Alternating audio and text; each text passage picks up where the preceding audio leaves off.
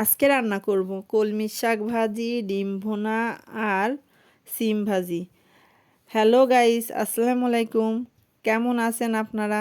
বরাবরের মতো নতুন একটি ভিডিও নিয়ে হাজির হয়ে গেলাম আমি মোহনা। প্রথমে ডিমগুলা সিদ্ধ করে হলুদ আর লবণ মাখিয়ে রাখলাম। তারপর সিম ভাজিটা আর আলুটা ভালোভাবে কুচি করে কেটে নিলাম, আর কলমি শাকগুলোও কুচি করে কেটে নিলাম।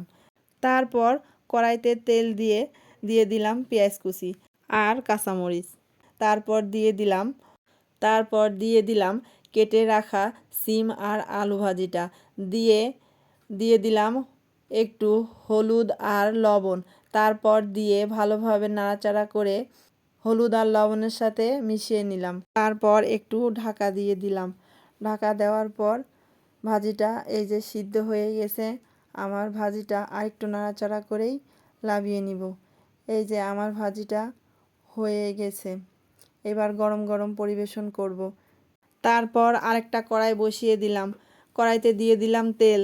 তার ভিতরে দিয়ে দিলাম হলুদ লবণ মাখানো সিদ্ধ করা ডিম। ডিমটাকে একটু ভালোভাবে নাড়াচাড়া করে ভেজে নিলাম। ডিমটা বেশি ভাজলে উপরের শক্ত হয়ে যায়, এর জন্য হালকা করে ভেজে নিব। তারপর ডিমগুলা একটা পাত্রে উঠিয়ে নিলাম। ওই একই তেলের ভিতর দিয়ে দিলাম পেঁয়াজ কুচি।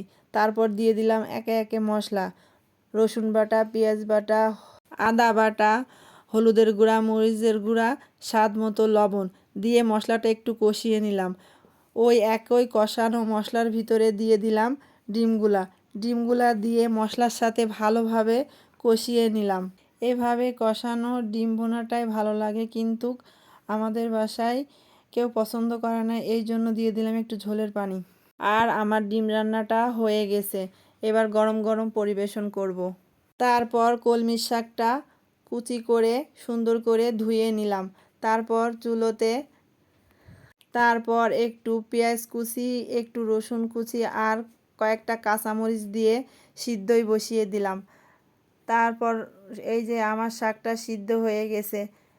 একটু নাড়াচাড়া করে আরেকটা কড়াইতে একটু তেল নিয়ে পেঁয়াজ রসুনটা ভালোভাবে লাল লাল করে ভেজে নিয়ে ওই পেঁয়াজ রসুনের ভিতরে সিদ্ধ করে রাখা কলমি শাকটা দিয়ে দিলাম। তারপর একটু ভালোভাবে নাড়াচাড়া করে পেঁয়াজ আর রসুনের সাথে শাকটা ভাজা ভাজা করে নিলাম। তারপর গরম গরম পরিবেশন করলাম। আজকে আমি 3টা রান্না করলাম। 3টা রান্নার ভিতরে কোন রান্নাটা সবচেয়ে ভালো লেগেছে আপনাদের কাছে কমেন্টে অবশ্যই জানাবেন। আজকে ভিডিওটা এই পর্যন্তই। আল্লাহ হাফেজ।